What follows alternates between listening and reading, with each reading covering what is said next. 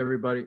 After a long off season, it's been 6.5 months before we were in the gym. Started practicing about 2 weeks ago. We've had 7 practices. We're able to go 5-on-5. So it's great to get our new team out on the floor. The players are excited, coaches are excited, and we're just happy to be on the court working out, have some kind of normalcy. We understand it's going to be a very challenging season for around the country because of the COVID situation with all the testing, and hopefully we'll be lucky enough not to have a lot of postponements or cancellations, but we've had to readjust our out-of-conference schedule significantly, and our league schedule as well, because the NCAA pushing the timing back to November 25th, which would be our opener. So with that, got a good group of kids. Isaiah Mobley's on the call and answer any of your questions. Great, thanks, Coach. Start with Adam Grossbard. Isaiah, last year, it was a big freshman year, big freshman class. Now, second year, how are you and Ethan and just trying to kind of take more of a leadership role now that previous senior class has moved on? We're just trying to make sure all the guys are up to speed. We kind of started late being in LA with COVID and all that stuff. So we're just trying to make sure we make sure everyone is on the same page. They know our principles, both offensively and defensively, and give us the best shot to be successful this season.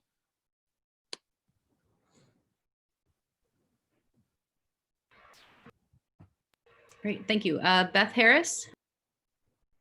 Hi, Andy. How you doing? Hi, Beth. I see where SC is going to start out in Bubbleville in Connecticut.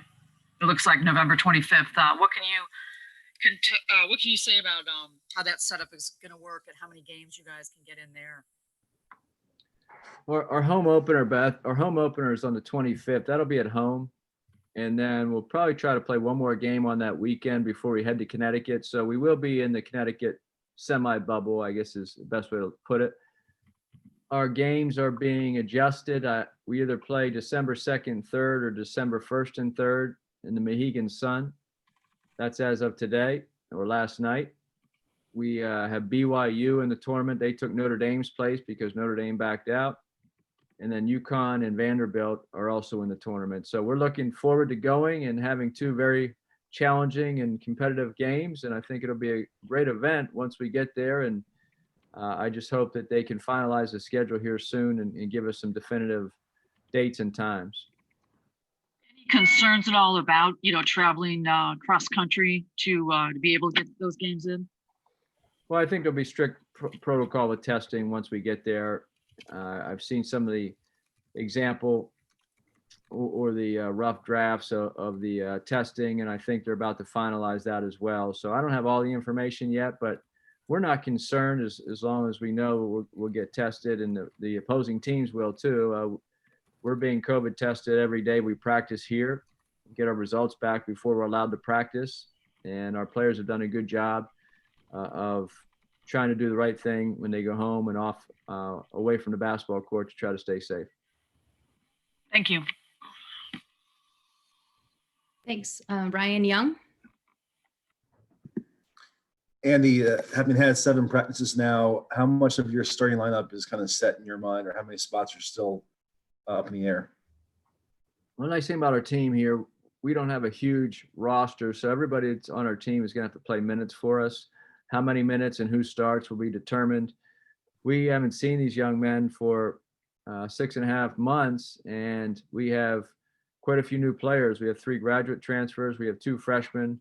Noah Bauman sat out last year. So really the only players we had seen were Isaiah Mobley, Ethan Anderson, and Max Abampolo. So we have a lot of new faces, a lot of guys that are unproven, meaning they're talented. They just haven't proven at the Pac-12 level yet. So we're excited about our talent level and our roster. They have great chemistry, and we have a lot of athleticism and size and length, but we just have to go prove it. And so I think this training camp and the preseason is for our players to prove to us as coaches and to themselves that they deserve to be in the starting lineup, as well as they deserve to play minutes.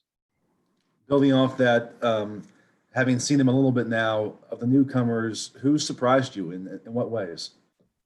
The newcomers? Well, Chavez Goodwin has a big time motor. He's 6'9", about 230 pounds. He's a grad transfer from Wofford. He plays hard every possession.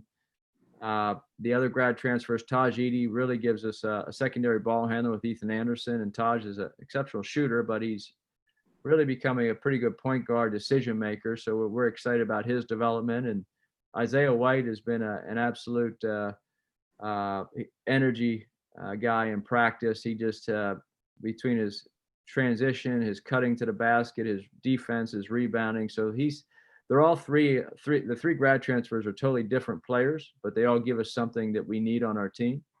And then the two freshmen, Evan Mobley and Bubakar, are having very good training camps. And Evan does some special things in practice that you just every day it seems like he does something different, whether it's offensively or defensively, and that no one else can do on our team or anybody we played against last year. So it's fun to watch some of those spectacular plays.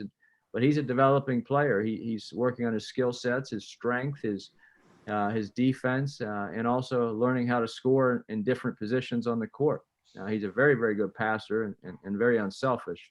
And Bubakar is another freshman who's really developing quickly. We're excited about him. We know his best basketball is in front of him because he just didn't have the experience as some of the players here, because he's only been in the United States for about 3 years, 3 seasons. So we think he's going to be terrific down the road. Thank you. Next we have Tookney Nguyen. Hi, this is for Isaiah, and Coach just mentioned it, having Evan around, and so what's it like playing with your brother and knowing, Isaiah, that you were just a freshman last year, so you kind of know fresh in your mind what challenges freshmen have adjusting to college basketball. So what kind of advice would you give him to kind of ward off some of those freshman struggles that may be coming his way? Just to work hard, stay adamant, and then like just trust the process. And as long as he works hard and stays consistent with his work, then he'll be fine. Also to stay confident, because he is only just a freshman. It's new. I've been playing with my brother for like a long time now, so it's cool to rejoin him again. But yeah, I just tell him just to stay hard, focus. Make sure he pays attention to the little things that the coaches teach us and tell us, because it'll help him carry over and be successful in the games. But yeah, just to stay adamant, stay hardworking, and then just trust the process and enjoy the time being here. All right, we'll go to Mark Culkin. Hey guys, Coach. First, I'd like to offer my condolences. Hopefully, your father's loud voice will remain loud for you, going on forever. Thank you.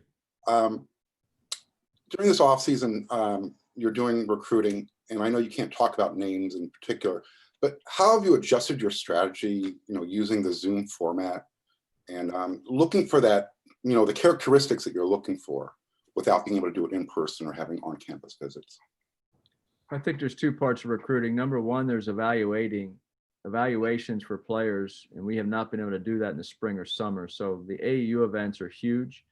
We're able to see the local kids in high school last winter until the very end of the season. So usually the spring and summer are the times where college basketball coaches around the country can go and see a variety of different players from different areas, but also see the improvement. A lot of players develop late, meaning they might be freshmen, sophomores, and have exceptionally high rankings, but that doesn't mean anything by the time they become a junior or senior, because other players catch and pass them. So we were not able to see people or players in person to see who would catch certain other guys, and also see the development of how they compete in a 5-on-5 situation. And so I think the AAU basketball is very, very beneficial for all the players and coaches. So take that out. The evaluation part is hard on video, because you can go in and see a highlight reel right now. And Mark, you could put your highlight together and show you dunking on a ladder and making a couple threes. It might take you 100 threes, but they're only going to show you the 5 makes. And so we're looking at that video and seeing, wow, this guy Mark looks great because he just made 5 straight threes. And but it's a highlight video, and so I just looked at this highlight video yesterday. I thought was terrific. And then I find out this player averaged 5 points and 4 rebounds a game. And I said, whoa. If I look at this highlight, I would have said he would average 20 and 10. So it can be very deceiving. And evaluation is a huge part of what we do as a coaching staff at USC. We understand that not every player we recruit is going to be a 5-star guy or a 4-star guy. We have to go get the Anthony Melton, who no one else in the Pac-12 offered a scholarship to except us. And so we recruited a 3-star recruit, DeAnthony, because we saw something in him, and all of a sudden 2 years later he's playing for the Memphis Grizzlies. So there's a lot of that we were not able to do. The second thing is developing relationships with players and their families. We weren't able to go see them at their high schools, their homes. We were not able to have them on campus. And so the 5 players that we signed in the spring, the 3 grad transfers, Joshua Morgan, the transfer from Long Beach, and Drew Peterson from Rice, had never stepped a foot on campus, didn't know what USC looked like, didn't know what we were like in person because we had never met them as a coaching staff. So to try to recruit families and players via Zoom and via the phone calls, it's challenging, but we were in the same situation as everybody else around the country. And so players had to make choices without visiting numerous schools like they would normally do.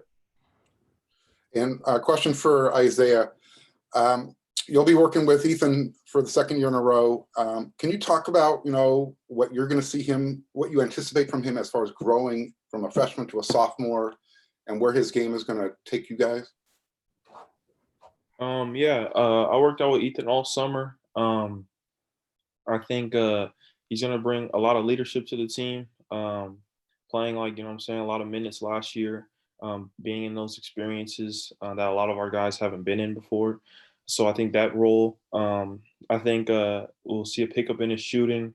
We worked on that a lot this summer, getting in great shape so we can affect the game for the whole time we're in there. And just being all around playmaker, and how well he is. But I think even learning more details, making sure plays go to guys' strengths, and the little stuff, just become a full on point guard for our team. So we can be successful this year. I think will definitely be displayed this summer. He worked real hard, and I think that it will definitely show throughout the season. Great, thank you. All right, Dennis Freeman. Questions for Coach Enfield. Coach, a weekend practices, what stands out the most as far as how the players are playing or practicing so far? Well, I think we have great leadership from our Who's returnees. standing out the most? Yeah, I think the returnees have shown great leadership. Isaiah Mobley, who's on the call here, he has a 2-to-1 assist to turnover ratio in practice, which is a big improvement from last year. He's rebounding at a high level. Ethan Anderson is really distributing the ball like he did last year, but he's adding parts to his game. And Max has taken the next step as a freshman to be a sophomore where he knows he'll be relied upon this season to play big minutes for us, and he's come a long way. And so we start with those 3, and then Noah Bauman, who sat out last year, has come on, and he had a slight injury in the off season in the summer, but we've been very impressed with him the last few days in practice. So you look at those 4, and then you add in the 2 freshmen and the grad transfers, and so we have a good mix of size and length. It's the biggest team we've ever had here. We have Evan 7 feet, and then you go Isaiah, who's 6'10", and Josh Morgan is almost 6'11", but he's a undergrad transfer.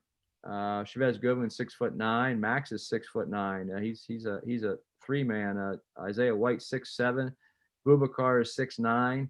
So we have a lot of size and length. We just have to have consistency. I think we'll be very good defensively, like we were last year, because of our size and length and our toughness.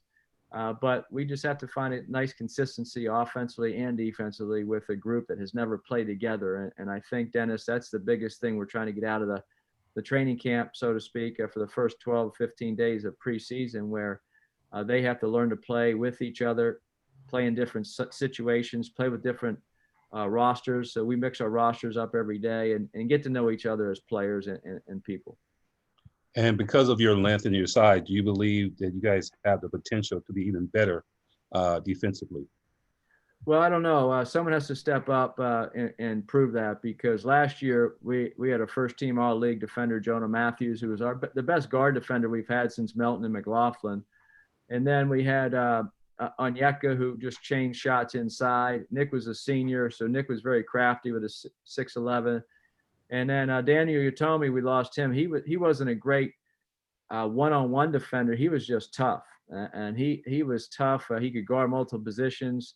And he became a great system defender. So although he had some weaknesses with his guarding the ball, he just became a great system defender with his toughness. And so we lost 4 very good defenders, and we led the Pac-12 last year in league games and points per game given up. We led the league in 3-point percentage at 29% and field goal percent at 37. And I think we were 9th in the nation in field goal percent defense at 37 and change. So those are big numbers to live up to for this group. And they've seen video last year. I think the returnees know they were all part of that with Ethan, Isaiah, and Max, and they understand how good we were, especially at the end of the year defensively. And if we're going to have a successful season and get off to a quick start, we have to try to match that or pass that from last season.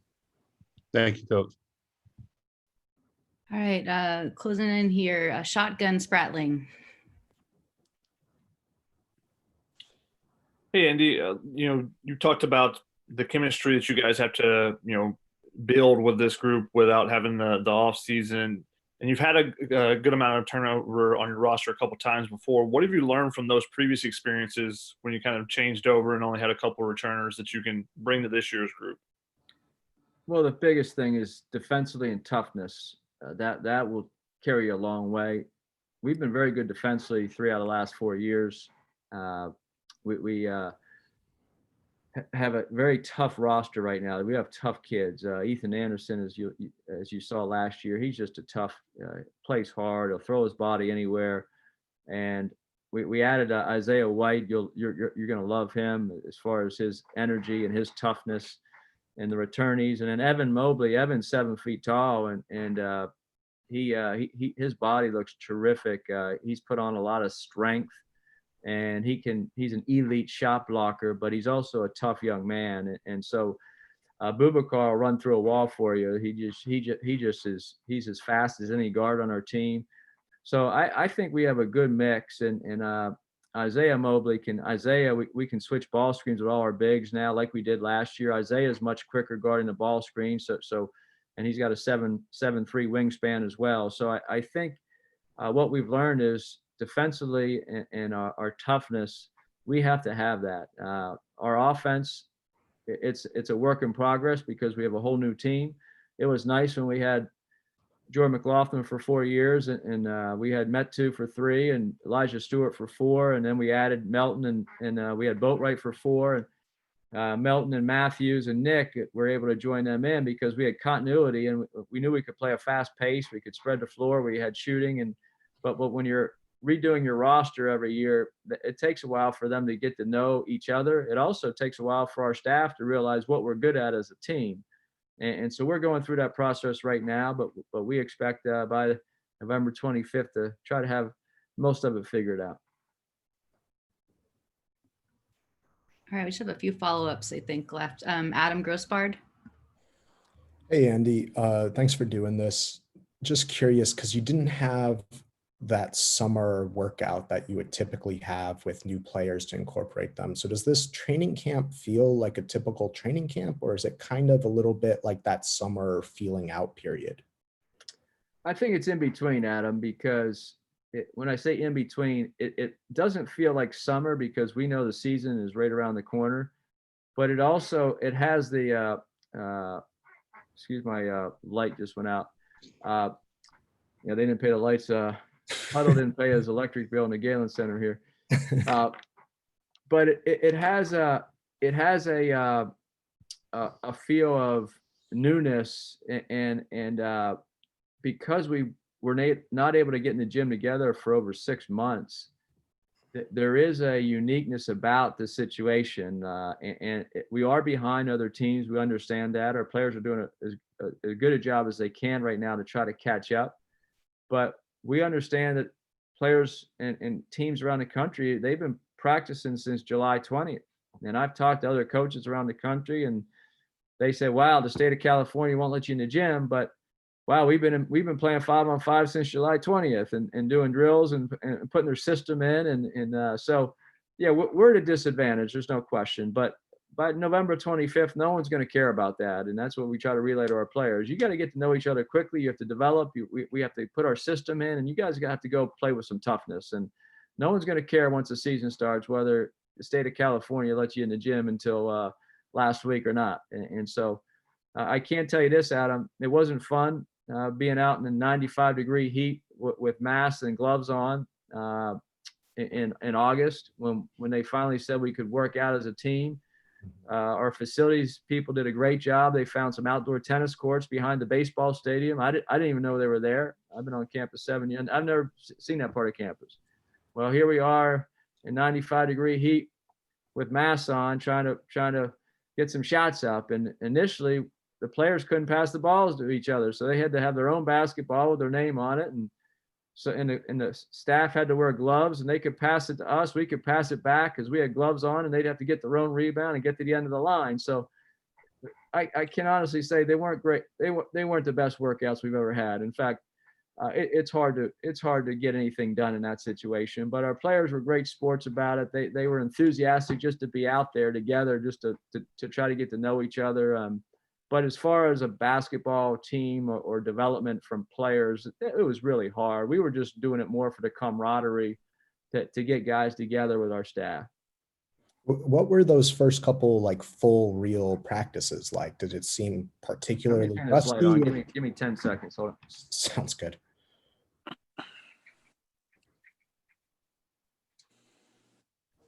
All right. The first practices inside that was a lot of fun. The excitement level was extremely high, and I think they're still excited. We have a great group of young men right now. We don't have to coach their effort. I'm kind of, since I started my coaching career in the NBA, I still am a big believer of shorter practices, getting a lot accomplished, going harder for a shorter period of time. And we don't have a lot of subs.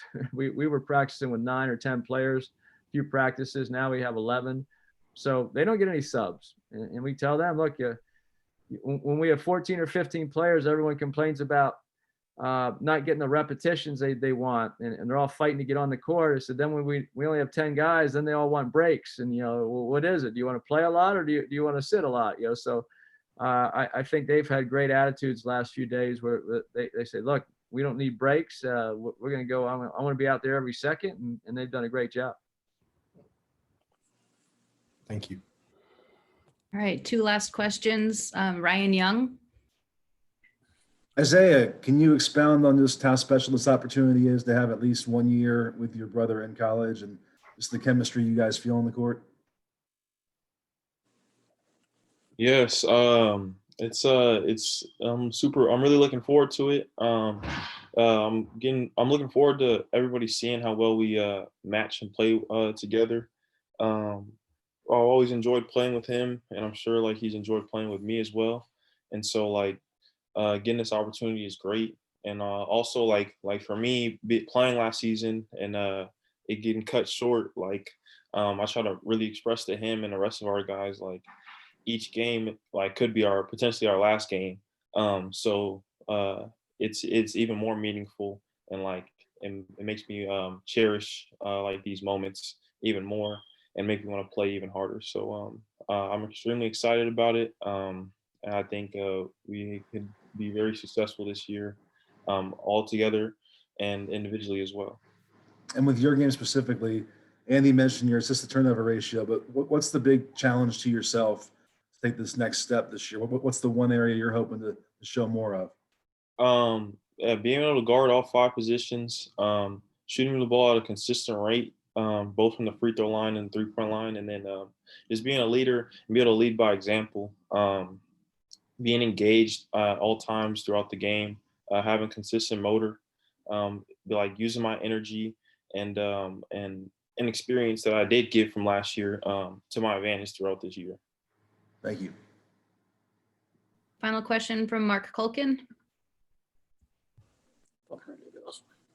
Coach, real quick, you were talking about the roster. Is the roster complete for this year?